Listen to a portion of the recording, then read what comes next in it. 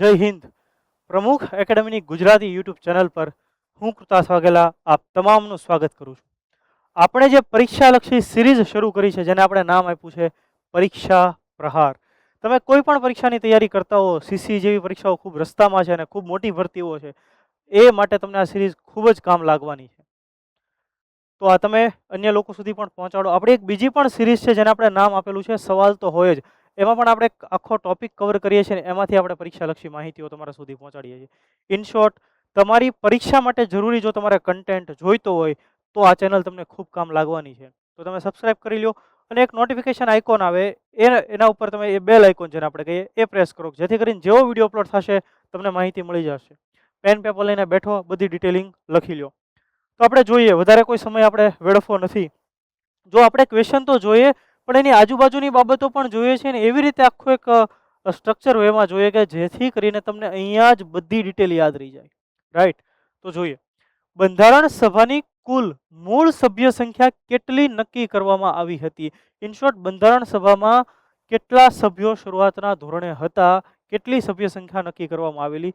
તો આ પ્રશ્નનો સાચો જવાબ છે ઓપ્શન બી, 389 જેટલા સભ્યો બંધારણ સભામાં હતા. હવે એમાંથી પણ આપણે એના ભાગલાઓ પાડીએ. કેમ ભાગલાઓ પાડવા પડે? તો તમે જો આ બંધારણ, ભારતનું બંધારણ જ્યારે બનતું હતું તો બે અલગ અલગ ક્ષેત્રો હતા. એક બ્રિટિશ પ્રાંતો કે જેનો આખો વહીવટ કોણ કરતું? બ્રિટિશરો કરતા. અને બીજું ભારતના દેશી રજવાડાઓ, બરાબર, દેશી રિયાસતો જેને આપણે કહીએ એ. તો એ બંનેના પ્રતિનિધિત્વ હોવા જોઈએ તો જ ભારતનું બંધારણ બહુ યોગ્ય બને. બધાનો સમાવેશ કરવાનો હતો. તો આ જે 389 લોકો સીટો છે એમાં બધાનો સમાવેશ થઈ જાય છે. તો તમે જુઓ કે 93 જેટલી જે સીટ છે એ કોની હતી? તો કે રજવાડાઓની હતી. તો હવે 389 માંથી તમે 93 બાદ કરો એટલે વધે 296 લોકો. આ 296 સીટ એ કોની હતી? બ્રિટિશરોની હતી. બ્રિટિશરો એટલે કે બ્રિટિશ પ્રાંતો તમે કહો તો પણ કાંઈ ખોટું નથી. યાદ રહી જશે. 389 ટોટલ સીટ, 93 રજવાડાઓ અને 93 રજવાડાઓની સીટ અને 296 બ્રિટિશ પ્રાંતોની સીટો. ભૂલાશે ક્યારેય નહીં ભૂલાય. હવે તમે જુઓ, હવે રજવાડું જ્યાં હોય ત્યાં ચૂંટણી આવે તો કે ત્યાં ચૂંટણી બૂટણી કાંઈ હોય નહીં. તો આ રજવાડાઓની જે સીટ છે એ રાજાએ એના ખૂબ હોશિયાર વ્યક્તિને કીધું, ભાઈ તમે બંધારણ સભામાં બેઠો, ત્યાં કેવું બંધારણ બને તમે જોવો ને ધ્યાન આપો. આ રીતે તો ત્યાં ચૂંટણી નહોતી, ત્યાં ડાયરેક્ટ નોમિનેશન કરી દેવામાં આવ્યું હતું. યાદ રહી જશે, ભૂલાશે ક્યારેય ન ભૂલાવવું જોઈએ. હવે આ જે 296 બ્રિટિશ પ્રાંતો છે એમાં ચૂંટણી વ્યવસ્થા થઈ હતી, પણ એ પણ ડાયરેક્ટ ચૂંટણી નહોતી. આપણે કાંઈ મત આપ્યો નહોતો, બરાબર. તો કોણે મત આપ્યો હતો? તો પ્રાંત એટલે રાજ્ય. હું જ્યાં જ્યાં પ્રાંત બોલું ત્યાં તમારે રાજ્ય સમજવાનું. તો પ્રાંતીય વિધાનસભા જેવો એના સભ્યોએ ત્યાંથી મત આપ્યો અને એવી રીતે બધા સભ્યોને મોકલવામાં આવ્યા હતા. આ 296 છે ને એના બે ભાગ પડે છે. એક છે 292 અને બીજી 4 સીટ. જો 296 ટોટલ થઈ ગયા. આ જે 4 સીટ છે એ ક્યાંની છે? તો એક કમિશનરેટ પ્રાંતની છે. કમિશનરેટ.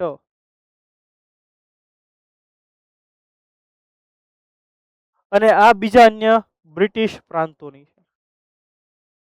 તો એ સમયે કયા કયા કમિશનરેટ ક્ષેત્રો હતા એ પણ આપણે નકશામાં યાદ રાખી લે એટલે હમણાં તમને યાદ રહી જશે. અહીંયા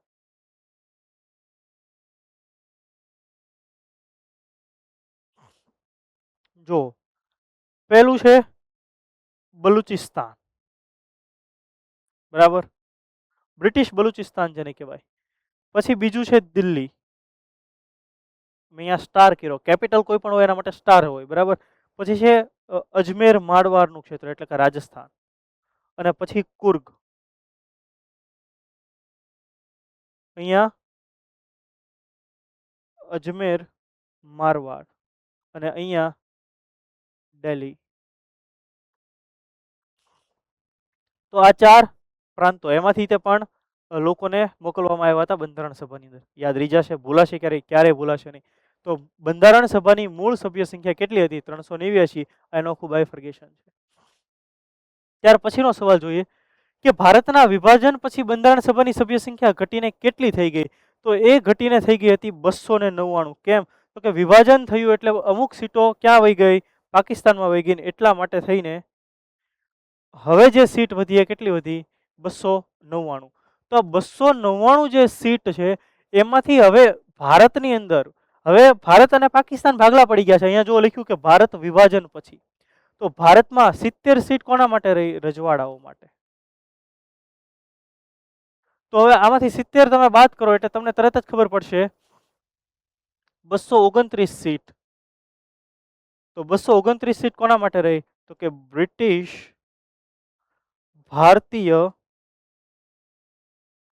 પ્રાંતો. ભૂલાશે ક્યારેય? ક્યારેય ભૂલાવવું જોઈએ નહીં. આ બધી સીટ ક્યારેક આંકડાકીય માહિતી તમને પૂછી લે, 1-2 માં વિધાન સ્વરૂપે તમને પૂછી શકે. ખ્યાલ આવે? જો આમ આટલું તમે લખી નાખો ને અને પછી આને તમે યાદ કરી લો ને એટલે ક્યારેય ખોટો ન પડે સવાલ. બરાબર. ત્યારબાદ બંધારણનું અંતિમ સ્વરૂપ ધરાવતું બંધારણ ક્યારે અપનાવવામાં આવ્યું હતું, એટલે કે ક્યારે એડોપ્ટ કરવામાં આવ્યું હતું. હવે આ સવાલમાં ઘણા બધા લોકોને કન્ફ્યુઝન થતું હોય છે. હવે પહેલા આપણે ઓપ્શન જોઈએ. 15 ઓગસ્ટ, 26 જાન્યુઆરી, 26 નવેમ્બર 1949, 9 ડિસેમ્બર 1946. હવે અહીંયા બે વસ્તુઓ છે, પ્રોપર ધ્યાન આપજો તો આવડી જશે તરત જ, કે બંધારણનું અંતિમ સ્વરૂપ ધરાવતું બંધારણ ક્યારે અપનાવવામાં આવ્યું હતું, એડોપ્ટ કરવામાં આવ્યું હતું. તો પહેલો મુદ્દો છે અપનાવવું,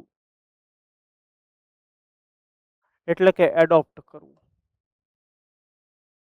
અને બીજી વસ્તુ છે અમલીકરણ, એટલે કે અમલમાં આવવું, એટલે કે એનફોર્સ. ખ્યાલ આવ્યો? પહેલી વસ્તુ છે અપનાવવું, એને એડોપ્ટ કરવું, કે ભાઈ બંધારણ ક્યારે એડોપ્ટ કરવામાં આવ્યું હતું. અને બીજું છે અમલમાં આવવું, એટલે કે એને એન્ફોર્સ, કે ભાઈ હવેથી દેશમાં એનું અમલીકરણ શરૂ થઈ ચૂક્યું છે. તો પહેલા તમે વિચારો તો પહેલા સ્વીકાર થાય કે પહેલા એન્ફોર્સ થાય? તો પહેલા સ્વીકાર થાય અને પછી એનું અમલીકરણ થાય ને. તો અહીંયા વાત થઈ છે એડોપ્ટ, એટલે કે સ્વીકારનો, એટલે કે અપનાવવાનો. તો એ છે 26મી નવેમ્બર 1949. તો 26 નવેમ્બર 1949 ના રોજ એને એડોપ્ટ કરવામાં આવેલું હતું, અપનાવવામાં આવેલું હતું. અને અમલીકરણ કે જેથી આખા દેશમાં લાગુ પડ્યું એ તારીખ તમને મને બધાને ખ્યાલ છે, 26 જાન્યુઆરી 1950. અને એટલે જ આ દિવસને આપણે કયા દિવસ તરીકે સેલિબ્રેટ કરીએ છીએ? પ્રજાસત્તાક દિવસ. કેમ?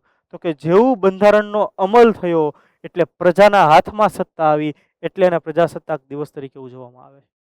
15મી ઓગસ્ટ ઇન્ડિપેન્ડન્સ ડે છે, આઝાદી દિવસ છે. આ પ્રજાના હાથમાં સત્તા. તમને એમ થાય કઈ રીતે પ્રજાના હાથમાં સત્તા? તો કે ભારતીય બંધારણનો મૂળ સ્ત્રોત કયો છે? કે ભારતીય બંધારણ, આપણે દેશમાં જેટલા પણ કાનૂન છે, દેશમાં જેટલા પણ આખું દેશનું શાસન ચાલે છે, કઈ રીતે ચાલે છે?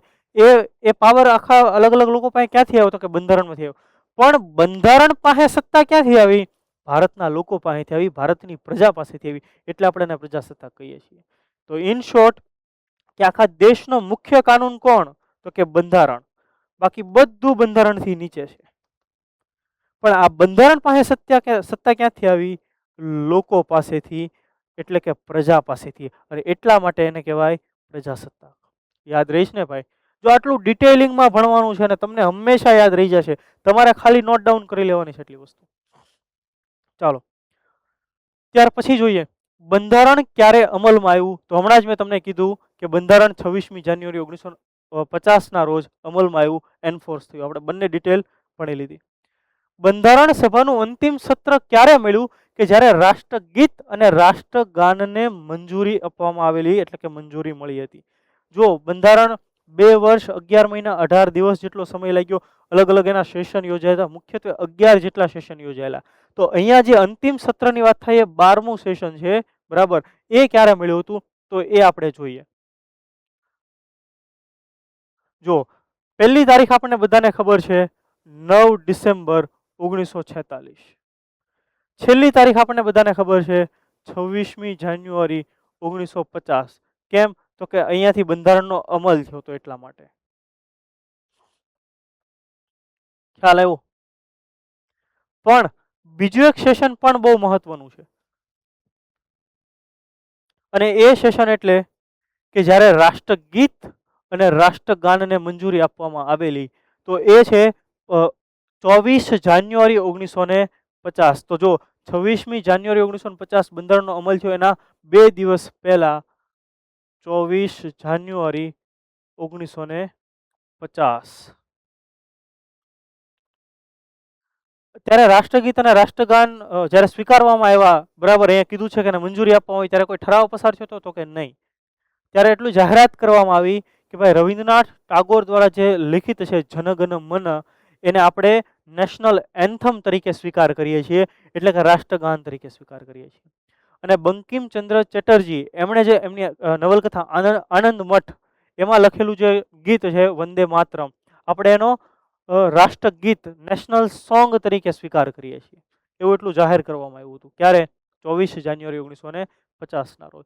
અને એની પહેલાની એક તારીખ પણ બહુ મહત્વની, એ છે 26 નવેમ્બર 1949. જો આ 1950 જાન્યુઆરી મહિનો છે, એના થોડા સમય અગાઉ 26 નવેમ્બર 1949, કે ત્યારે ભારતનું બંધારણ આપણે આ બંધારણના આમુખમાં આ તારીખ છે કે ભાઈ હા, કેટલાક બધા જે અધિનિયમો છે, કે રાષ્ટ્રપતિની ચૂંટણી, પછી મૂળભૂત અધિકારો સંબંધિત અમુક, તે બધી બાબતો અહીંયાથી જ લાગુ થઈ ગઈ હતી 26 નવેમ્બર 1949 થી. ખ્યાલ આવે છે તમને દરેકને? જો અહીંયા પણ એ તારીખ લખેલી, બધી ડિટેલિંગ ક્લિયર થઈ રહ્યું છે તમને? ડન. તો આ એની કેટલીક મહત્વની તારીખો છે. ત્યાર પછી આપણે જોઈએ રાષ્ટ્રધ્વજને બંધારણ સભાએ ક્યારે અપનાવ્યો હતો. તો આ પણ બહુ મહત્વની તારીખ છે કે રાષ્ટ્રધ્વજનો સ્વીકાર ક્યારે કરવામાં આવ્યો. તો રાષ્ટ્રધ્વજનો સ્વીકાર થયો તો 22 જુલાઈ 1947 ના રોજ. હજી આપણને આઝાદી મળી નથી, આ જુલાઈની 22 તારીખ છે, પછી ઓગસ્ટ 1947 ત્યારે આઝાદી મળે. એનો મતલબ ભારતનો રાષ્ટ્રધ્વજ એ આઝાદી પહેલા સ્વીકારવામાં આવ્યો હતો.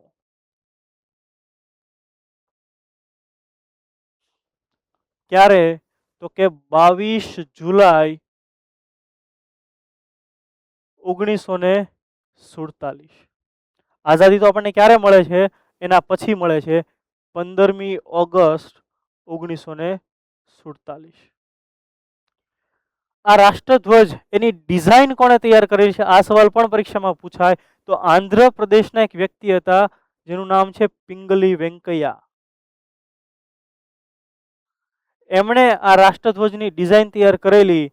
બરાબર, આપણને બધાને ખ્યાલ છે કે આ રાષ્ટ્રધ્વજ કે જેમાં કેસરી, સફેદ અને લીલો એમ 3 રંગ છે. કેસરી રંગ જે શૌર્યનું પ્રતીક છે, સફેદ રંગ જે શાંતિનું પ્રતીક છે, અને લીલો રંગ કે જે આખી આ હરિયાળી છે એનું પ્રતીક છે. બરાબર. અને વચ્ચે પહેલો જે આની પહેલાના જે રાષ્ટ્રધ્વજ હતા એમાં ગાંધીજીની સૂચના મુજબ વચ્ચે ચરખો હતો. પરંતુ બંધારણ સભાએ જ્યારે રાષ્ટ્રધ્વજ સ્વીકાર્યો, આપણો જે અત્યારે વર્તમાનમાં રાષ્ટ્રધ્વજ છે, એમાં વચ્ચે ચરખો નથી, પરંતુ સારનાથ ખાતે જે અશોકનો સિંહ સ્તંભ છે એમાં વચ્ચે ઓલું જે અશોક ચક્ર છે જેમાં 24 આરાઓ છે એનો આપણે સ્વીકાર કરેલો છે. અને જે રાષ્ટ્રધ્વજ અત્યારે પણ આપણે સ્વીકારેલો છે. બરાબર. તો આ પિંગલી વેંકૈયા કે જેમણે રાષ્ટ્રધ્વજની ડિઝાઇન તૈયાર કરેલી, આ પણ યાદ રાખો. બીજો એક પરીક્ષામાં સવાલ પૂછાય કે ભાઈ રાષ્ટ્રધ્વજની લંબાઈ અને પહોળાઈનો ગુણોત્તર કેટલો છે? તો તમે સમજી લો કે એની લંબાઈ છે તો એ 3 અને એની પહોળાઈ 2. તો લંબાઈ અને પહોળાઈનો ગુણોત્તર કેટલો હોય છે? 3:2. હવે તમને ઘણી વખત પરીક્ષાની અંદર સવાલને બદલાવવા માટે અથવા તો પેપર સેટરને રમત કરવા માટે શું પૂછે કે પહોળાઈ અને લંબાઈનો ગુણોત્તર. તો પહોળાઈ 2 અને લંબાઈ 3. એટલે તમને કયું પૂછ્યું તમારે ધ્યાન રાખવાનું. જો લંબાઈ પહેલા કીધી હોય તો લંબાઈ 3 અને પહોળાઈ 2. તમને પહેલા પહોળાઈ કીધી હોય તો પહોળાઈ 2 આ લંબાઈ 3. આમ તમે યાદ રાખો, યાદ રહી જશે. બરાબર. હવે એક સવાલ તમારા માટે હું અહીંયા મૂકતો જાઉં કે ચાલો આપણો રાષ્ટ્રધ્વજ આપણે સ્વીકાર્યો, પિંગલી વેંકૈયા જે બનાવ્યો, પરંતુ ભારતનો રાષ્ટ્રધ્વજ 1907માં, વર્ષ 1907, શહેર હતું જર્મનીનું સ્ટુઅર્ટગટ. સ્ટુઅર્ટગટ અથવા તો સ્ટુટગટ જેને કહેવાય. તો ભારતીય ક્રાંતિકારીઓની માતા તરીકે ઓળખાતા એક વ્યક્તિ, બરાબર, એક મહિલા વ્યક્તિ, એમણે 1907માં ભારતનો પહેલો રાષ્ટ્રધ્વજ ફરકાવેલો. તો એ વ્યક્તિનું નામ તમારે કમેન્ટ બોક્સમાં કમેન્ટ કરવાનું છે. આ સવાલ પણ ખૂબ ઇમ્પોર્ટન્ટ છે. હું તમને બધી ડિટેલ કહી દીધી, હિન્ટ પણ આપી દીધી કે એ વ્યક્તિ ભારતીય ક્રાંતિકારીઓની માતા તરીકે અથવા તો ભારતીય ક્રાંતિકારીઓની જનની તરીકે ઓળખાય. આ બધું પૂછાયેલા સવાલો છે હો ભાઈ. એક એક લાઈન ઇમ્પોર્ટન્ટ છે. જો આ કામ પ્રમુખ એકેડમી કરે છે, તમારા સુધી પહોંચાડે છે. જેને પ્યોર કન્ટેન્ટ આપણે કહેતા હોઈએ કે જ્યાંથી સવાલો બને છે, બહુ ઓછા મિનિટના વિડીયોની અંદર તમને સારામાં સારો કન્ટેન્ટ પહોંચાડીએ છીએ. તો એક લાઇક બટન તો તમારે પ્રેસ કરવું જોઈએ, એક લાઇક કરવી જોઈએ, જેથી કરીને અમને ફ્યુઅલ મળે કે નહીં કે ભાઈ અમારી સાથે જોડાયેલો વર્ગ જે આ પ્રમુખ એકેડમી ગુજરાતી યુટ્યુબ ચેનલનો જે પરિવાર છે, બહુ સિન્સિયર પરિવાર છે, જેને ખરેખર પાસ થવું છે. અને આવું જ કામ જો તમારે ઓફલાઈન કે ઓનલાઈન ભણવું હોય, જો સીસીની પરીક્ષા આવે છે તો સીસી માટે પ્રમુખ એકેડેમિક ઓનલાઈન બેચ લોન્ચ કરી છે. જો તમે ગ્રુપ એ બી કોઈ પણની તૈયારી કરતા હોય, એની ફી માત્ર 4700 રૂપિયા છે ઓનલાઈન બેચની, કે જેમાં તમને આન્સર રાઇટિંગ સેશન પણ કરાવવામાં આવશે. બરાબર, ચાલો તો આ તમારે આન્સર કમેન્ટ બોક્સમાં કમેન્ટ કરવાનો છે. ત્યાર પછી ઉદ્દેશ્ય પ્રસ્તાવ બંધારણ સભામાં કોણે રજૂ કર્યો હતો? ઓબ્જેક્ટિવ રિઝોલ્યુશન એ બંધારણ સભામાં કોણે રજૂ કર્યો હતો? બહુ મહત્વનો સવાલ છે. એ રજૂ કરનાર વ્યક્તિ કોણ છે? જવાહરલાલ નહેરુ, કે એમણે ઉદ્દેશ્ય પ્રસ્તાવ બંધારણ સભાની અંદર રજૂ કરેલો. અને આ જ ઉદ્દેશ્ય પ્રસ્તાવ ઓબ્જેક્ટિવ રિઝોલ્યુશન આગળ જતા ભારતીય બંધારણનું આમુખ બન્યું. આમુખ એટલે આપણે એને શું કહીએ છીએ? પ્રિએમ્બલ.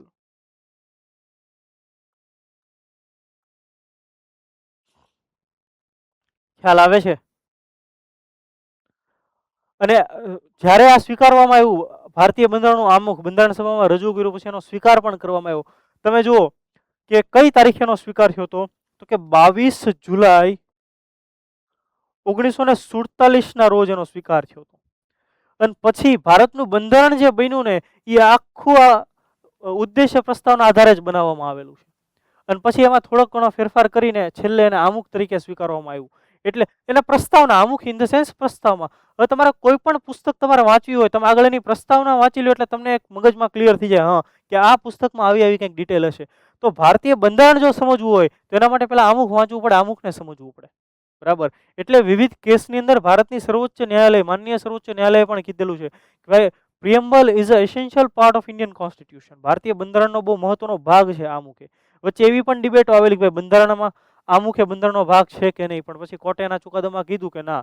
કેટલાક શરૂઆતના ચુકાદા, પછી વર્તમાન અત્યારે બહુ કમ્પલસરી મતલબ માનવામાં આવે છે કોર્ટના ચુકાદા મુજબ કે આમુખે બંધારણનો ભાગ છે ને છે જ. સમજાઈ રહ્યું છે? નીચેનામાંથી કયું વિધાન સાચું છે? યસ, અહીંયા હું તારીખ જે હમણાં બોલ્યો 22 જુલાઈ હું બોલ્યો, ખરેખર 22 જુલાઈ નથી, પરંતુ 22 જાન્યુઆરી છે.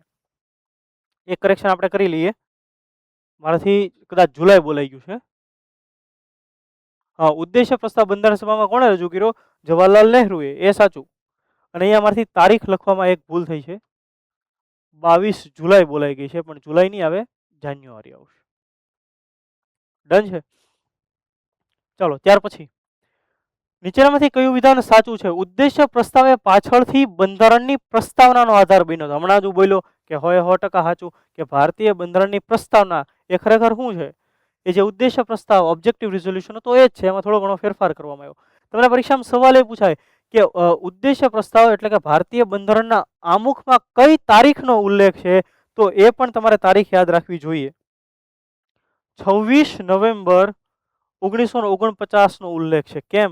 તો કે એમાં એવું લખેલું છે કે ભાઈ અમે આજની તારીખે આ બંધારણને અમને પોતાને સમર્પિત કરીએ છીએ. એટલે આજની તારીખ એટલે કઈ? કે 26 નવેમ્બર 1949 ના રોજ અમે આ બંધારણ અમને પોતાને સમર્પિત કરીએ છીએ. તો આ તારીખ. અને માગશર મહિનાની 7મ હતી ત્યારે, વિક્રમ સંવત 2006. આ તિથિ પણ યાદ રાખવી જરૂરી છે. બરાબર, તો વિધાન કે ઉદ્દેશ્ય પ્રસ્તાવે પાછળથી બંધારણની પ્રસ્તાવનાનો આધાર બન્યો. ત્યાર પછી વિધાન બીજું કે ઉદ્દેશ્ય પ્રસ્તાવ 22 જાન્યુઆરી 1947 ના રોજ પસાર થયો હતો. તો એ વિધાન પણ સાચું છે. તો અહીંયા જવાબ થશે ઓપ્શન સી, કે અહીં આપેલા બંને વિધાનો કેવા છે? સાચા છે. ખ્યાલ આવે છે તમને? જો આટલું થોડુંક આપણે ઘણું બધું ડિટેલિંગમાં જઈએ છીએ અને આજુબાજુની ઘણી બધી બાબતોનો પણ આપણે અભ્યાસ કરીએ છીએ કે જ્યાંથી સવાલ પૂછે. તો આપણો જે એપ્રોચ છે આ રીતે છે કે આ એક સવાલ પણ એની નજીકના કન્ટેન્ટ બીજા જે છે એ આ બધાય, અને આપણે એમાંથી એ બધા ભણી લઈએ એટલે અહીંયાથી કોઈ સવાલો ભવિષ્યમાં નીકળે તો પણ આપણને આવડી જાય. ડન. ત્યારબાદ બંધારણ સભાના બંધારણીય સલાહકાર BN રાવે તૈયાર કરેલો મૂળ મુસદ્દો ક્યારે રજૂ થયો હતો? જો આની અગાઉના લેક્ચરમાં, પરીક્ષા પ્રહારના આની અગાઉના લેક્ચરમાં પણ મેં ભણાવેલું છે કે મૂળ મુસદ્દો શું હતો વગેરે. ફરીવાર આપણે થોડીક વખત ચર્ચા કરીએ, જે લોકો પહેલી વાર ભણે છે એને ખ્યાલ આવી જાય. રાઈટ. તો જુઓ, બંધારણ, ભારતીય બંધારણ સભાના બંધારણીય સલાહકાર, તો પહેલો જ સવાલ અહીંથી એવો બને કે બંધારણ સભાના બંધારણીય સલાહકાર કોણ હતા? તો એ હતા BN રાવ, બેનેગલ નરસિંહ રાવ. અને એમણે મૂળ મુસદ્દો ક્યારે રજૂ કર્યો? હવે તમે સાંભળો, અહીંયા આખી હાયરકી કઈ રીતના છે એ તમે જુઓ, તમને ડિટેલમાં ખબર પડી જાય. પહેલા 1900 ને પહેલા મૂળ મુસદ્દો કોણે તૈયાર કર્યો? તો કે બેનેગલ નરસિંહ રાવ, BN રાવ સાહેબે તૈયાર કર્યો. ક્યારે એને એ તૈયાર કર્યો એને, પછી એને ક્યારે રજૂ કર્યો? તો કે ઓક્ટોબર 1947 એમણે રજૂ કર્યો. તો હવે BN રાવ સાહેબે જે મુસદ્દો તૈયાર કર્યો, રજૂ કર્યો, પણ કોની પાસે રજૂ કર્યો? તો BN રાવે એણે જે મુસદ્દો તૈયાર કર્યો એને મૂળ મુસદ્દો કહેવામાં આવે. મેઇન એક પ્રકારે કોર ડ્રાફ્ટ એને કહેવામાં આવે. અને એને રજૂ કર્યો ડ્રાફ્ટિંગ કમિટી પાસે.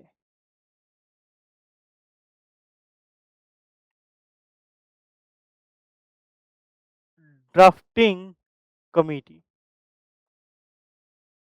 તો BN સાહેબ ક્યાં ગયા? Drafting committee.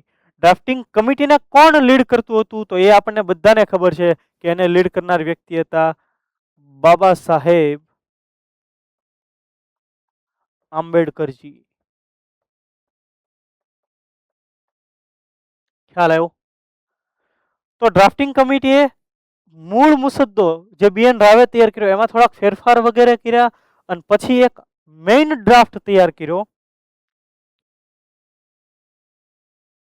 અને અહીંયાથી જે નવો આખો ડ્રાફ્ટ તૈયાર થઈને આવ્યો, અને આ ડ્રાફ્ટને આ કમિટી દ્વારા તૈયાર, ડ્રાફ્ટિંગ કમિટી દ્વારા ફેરફાર કરાયેલા આખા ડ્રાફ્ટને કોની સમક્ષ રજૂ કરવામાં આવ્યો?